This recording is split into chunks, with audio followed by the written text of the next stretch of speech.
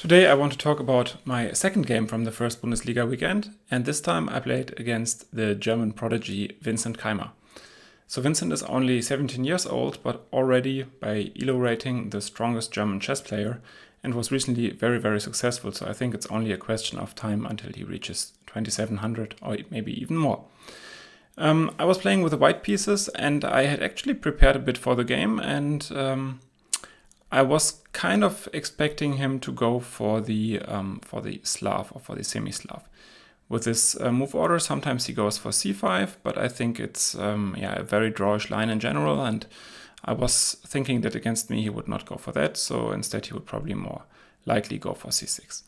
And that's also what happened in the game, and I found a few games that he played online and also a few games that he played over the board. So after the opening phase, after h6, I decided to just take and to play a very solid line with this queen b3. So he now plays, I think, what is the most precise move order for black, to go for knight d7 here. And after e4 takes, he goes for queen f5 as he had done previously. Queen f4 is an alternative. I will not go into the opening theory here, but queen f5 I think is theoretically known to be decent for black. So I think he saw no reason to deviate from that. Yeah, now I'm obviously threatening to win the queen, so he just gave a check. I went back and now he played the move e5. It looks a little bit risky, but tactically this works out for black, so yeah, that's perfectly fine as well. And now I just went for castles and he took on d4. All of this had been played before. And yeah, here I went for rook ae1. Rook fe1 is also possible. There are a lot of tricky details here, but of course I cannot go into all of them right now. In any case, I had a brief look at rook ae1 in this position, and after bishop e7, knight takes d4. And yeah, black now has two options, either to go for knight e5, then I would probably retreat to b1 and try to build this battery later on after he castled, or to go for knight c5, and that's what he did in the game. So after knight c5, I'm also forced to retreat, and actually it turns out that it's better to retreat to d1 compared to c2. The main reason is that I'm now flexible in terms of potentially bringing the bishop back, and also that the queen might actually protect this knight on d4, as we will see in the game. So he went for queen d8, attacking the knight, and now I have the option of going a bishop to f5. And yeah, now he is basically forced to castle if he doesn't want to get any extra pressure on the e-file, so he castled. And I looked at this kind of position very briefly, and I thought, yeah, white should be fine here. I can now exchange one more pair of bishops, and now white has different options. So, for instance, what I did in the game, knight f5. I think there are also other possibilities here, but in any case, the pawn structure is very symmetric, and I was quite confident that I should not lose such a position with 3 against 3 on both wings, and where very likely the queens will also be traded. After knight f5, he went for bishop g5, and yeah, so maybe this is stronger than bishop f6, because after bishop f6, if we play the same line as in the game with queen f3, then it's harder to go queen d3 because of this knight takes h6 check.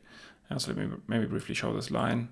Queen d3 check, and if he goes for something like this, then I have queen h5, and after takes I can take on c5, and I think now white is better.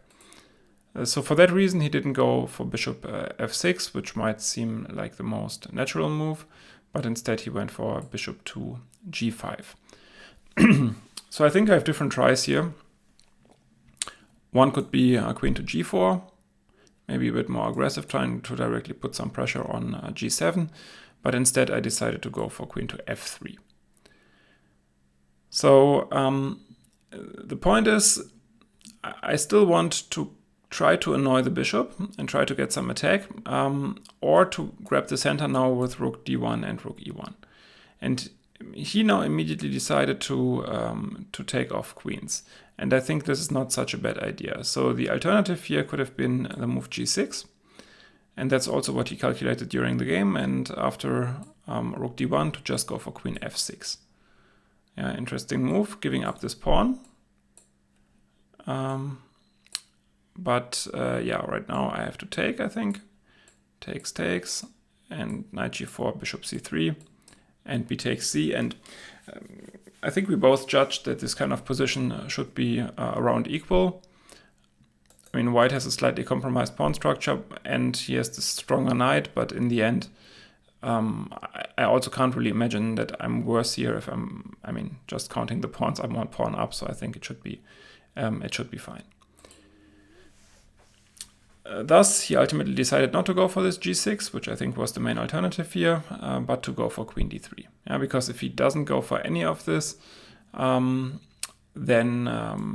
yeah, rook d1 could be quite an unpleasant threat. Yeah, after queen d3, I started thinking a little bit. There is the forcing line which I played in the game, but there is also the option of going knight to e4. Quite an interesting move, which would allow him to take on f3. But now I'm basically threatening to take here and go there, and I'm threatening to take here. So probably he has to take on e4. And now after f takes e, we get another one of these endgames, yeah, which is probably around equal. So the point here is that if he withdraws the bishop from this diagonal at some point, so doing something like this is not possible because of knight e7, and if he can't do that, then I will probably get f4 in, and I guess that's also perfectly playable for white. But yeah, during the game I thought, okay, I will go for knight e7, and if he takes, well, then we just get an endgame, which should be absolutely okay for me. Takes, and yeah, I mean, if he now takes on b2, so this is the position in the game, but now he went for rook b8. If he takes on b2, I can just take here, takes, and yeah, this position is very close to a draw. So I didn't think he would go for a draw against me, so I would have been happy with that. Yeah, instead he went for rook b8.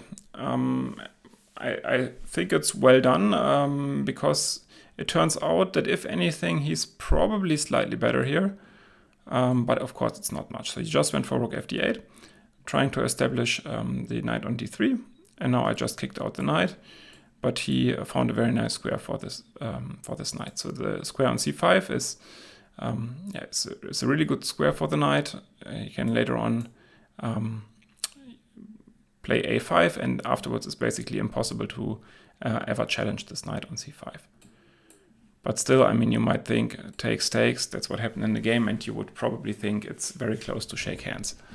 At least that's what I also thought in the game, that there's absolutely no way that I can get into serious problems in this position.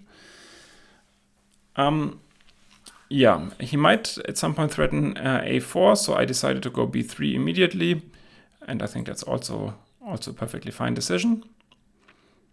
And yeah, now he started to play quite well, just go for rook e8, forcing me to play king f1, and now I can't bring the king over, which might be desirable. So I'm kind of stuck. Yeah, he now went for g6. It's quite an interesting strategic battle here. So he was a bit afraid. He told me to go for g5 because maybe later on I could regroup after something. Maybe later on I could regroup like this with g4 and then get a knight on f5. So very subtle strategic differences here.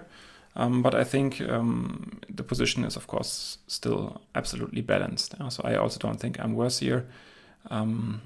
But I'm definitely not better. So, I mean, he formally has this slightly better knight, but I think it's, yeah, just a symbolic advantage.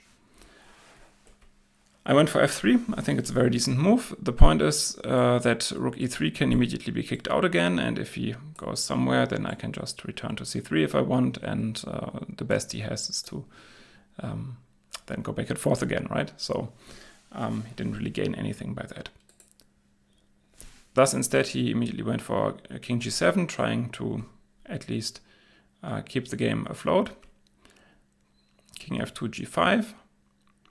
Yeah, now he was less worried about that. Maybe he also has some ideas like this on his own if I go for g4. So I think it's fine now. And I went for rook to d4. The thing is, I spent way too much time in this phase of the game. Actually, all of these moves are relatively easy, and I think against a weaker opponent I would have made them as well, but just using less time. So even though I was quite well prepared, I was now already getting a little bit nervous, and I think this was the completely wrong approach, and then I took too much time. Okay, he went for f5, basically stopping knight e4, because after knight e4, then he would just have to take f takes e, and the game is a draw. Instead he went for f5, at least avoiding the simplification here. I thought for about this kind of simplification, which should also lead to a draw, but I was not really convinced that I have to worsen my pawn structure compared to the nice pawn structure which I have now, so I didn't go for that. Instead I went for g3, king f6, and now for rook d6 check. And until here, I think it was all decently played, but I took way too much time. Yeah, he went for rook e6, now trying to exchange rooks.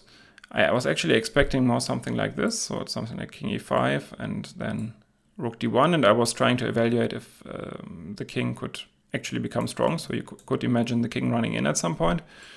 But let's say after some move like knight e6 or rook f8, I can always just go knight e2, and I think the king has no entry squares. So also here, I don't think there is anything.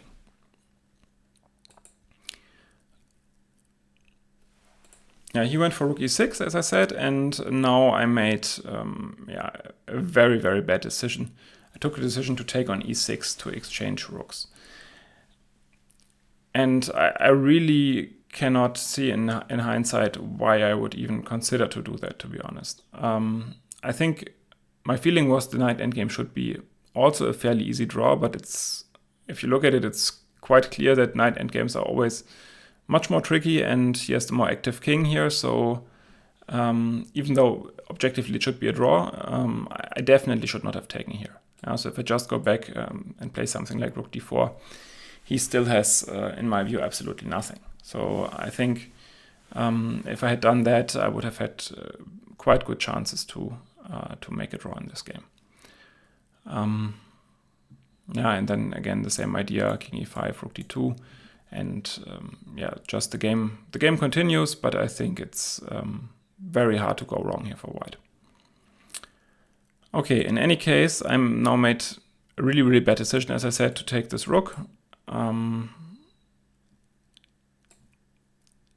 And he took back, now intending to go king e5 next, and suddenly the position is not as easy anymore. Of course I have to defend against potential f4, so I went for king e3, king e5, knight e2, now threatening f4, and if I get f4 in, of course the game, or my position would also be perfectly fine, so he has to go f4, and now after takes, king d3, I thought, this position should be a fairly easy draw. But as it turns out, this is already more tricky than what I had anticipated. So he goes for knight g5. Now I have to go knight g1, I have to go passive. But the thing is, whenever he goes back, I can also go back, and so I'm basically following his knight, so it should be okay. But now suddenly he started to play in a very interesting fashion. He went for the move c5, which I had not anticipated at all. Now it's always a little bit unpleasant, because you never know if he wants to go a4 maybe himself. Or if he just wants to wait and see that I make a potential mistake with something like king c3. And it's relatively close to a Zugzwang here. So if I go, I can't move the knight. I don't want to go h4, because then he can just regroup his knight. So let's say if I go h4 here, he can regroup the knight, for instance, like this, and then suddenly my h-pawn falls. So I can never really go h4. And if I go king c3, then I was never sure, or then I wasn't sure if he can maybe take on f3. So that's what I tried to figure out. And it was move 40 here. So I thought, okay, what happens after king c3? And then I started calculating for some minutes, and I was getting worried about knight takes f3. Knight f3 and just king e4. And I was thinking, okay, he will go here. I will go here, and then he can come with f3 and king e3 and so on, and it's all not so easy. And I tried to make sense of this for some time, and I couldn't really figure it out until the end. So instead, after king e4, and that's what I figured out one move after the time control actually, I can just go knight to h4, which essentially should win now the game for me. And the point is, that after f3, I can of course just go king d2, and then I manage to get the pawn. And if he goes king e3 instead, now I have this check, and I'm in time to come back to g4. But that's nothing. That's nothing which I could figure out on move 40 here, and this is also a result of losing too much time for very obvious moves earlier on. So instead of now just going for this king c3, I panicked a little bit and I went for the move a3. This move in itself does not lose the game, but it's not a nice move to make. First of all, because now the b3 pawn becomes potentially weaker. So if ever a knight lands on d4, then the b3 pawn has a problem. And secondly, I get nothing in return for that. Yeah? So this was just, from practical point of view, just a very bad move. But yeah, it was move 40, and that was mainly the reason. Yeah, and now he started to go for something quite clever. So he went for the move b6, followed by the move h5, with the idea of potentially now later taking on f3, and then in similar lines as the one which we have seen with knight h4, to then maybe have f3. So I went for king d3. And now he played some moves back and forth. And now he went for king f5. So hinting at this plan. And now I had to start thinking if this is any dangerous. And then I actually found this nice move, king to d2. And the point is, if he runs, if I want, I can even run back. And nothing happens here. So something like this, and nothing happens.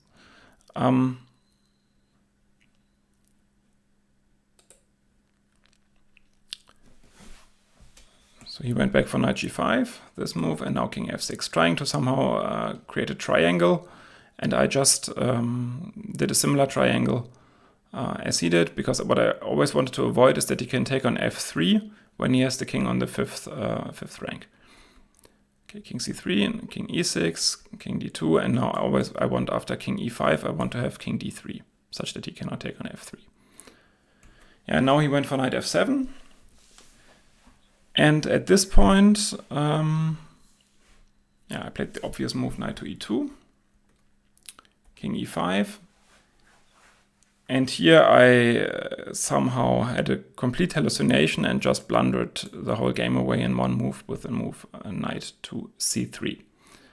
So instead, I should just go for something like king d3, which is what I had always done after king e5, or always wanted to do after king e5. And objectively, the position is just a draw. That said, he still has some plans. So one plan could, for instance, be to regroup the knight and to somehow go via g2. So I could give you one example. Here's something like knight h8. And maybe some line like, I don't know, maybe something like this. And now come to g2. Try to run. Maybe come to e3. But I think, all of this objectively is nothing. So I can also just ignore that and go back and forth. And afterwards, the game should still end in a draw. But I mean, obviously he would continue, so I'm not saying if I had seen that the game would necessarily have ended in a draw, but yeah, it seems that it's hard to lose this. Yeah, instead I completely blundered the game with the move knight to c3. This is not possible because of knight b5, but he just went for knight g5, and after king e2 he played knight e6, and suddenly this triple threat is unstoppable. Yeah, obviously I cannot do this because of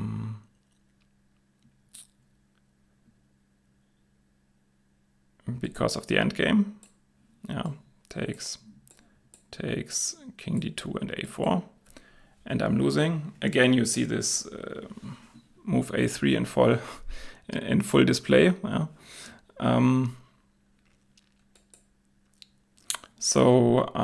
Yeah, in this position I could just resign after the stupid move knight c3, but instead I tried to at least grab his pawn on b6 with knight a4 to potentially have some counterplay with the pawns on the queen side, but he now just calculated everything. He took on f3, knight b6, and knight takes h2. Yeah, and in this position I had still hoped that I could go for knight d7, but then I spotted a very nice line, which is the following. So if I had gone knight d7, he can go king d6, knight f6, and now just f3. So the point is, if I take on h5, he just gets a queen, so he will just win this this way. I can never exchange all pawns. And if after f3 I go knight e4 check, which is what I had planned initially, he can go king e5, king e3, and now maybe you can find the winning move for black. It's a very nice move. It's the move f2. And now I'm basically forced to take the pawn with one of the pieces. If I take with a king, my knight is gone, and if I take with a knight, he just has knight g4 check, transposing to a completely winning king and pawn ending, where I could also immediately resign. Thus, after knight takes h2, I settled on knight a4, but this is equally losing quite simply now, just going h4, and I'm just much too slow. h3, h2, and now f3. He went here to finish the game up in a nice fashion, and now after f2 I can't go here, and if I try to capture this pawn, the game will end in a checkmate. So after f2 I resigned. Yeah, to be honest, this game was not like the first game that I could just feel, okay, this kind of game can happen. It feels still pretty bad to lose this game. And I think I made several mistakes. The first big mistake was to exchange rooks. And I really think this happened because I already spent a bit too much time a bit earlier. And then I was somehow not sure that, I felt too sure that I would also do it also get a draw without rooks. But instead, I mean, just keeping rooks makes things much easier. And then the second mistake was, of course, this a3, where again, this was a matter of not having enough time because I spent too much time on easy moves earlier. And then the final mistake was, of course, this knight 3, and yeah, this is something which I really don't know why I did that. But of course, I mean, he pressed at that point, and it's clear that such mistakes then sometimes happen. So also kudos to him for pushing hard and using the options which I gave him. But still, I think I should not have lost this game. In any case, yeah, that's it for today, and see you next time.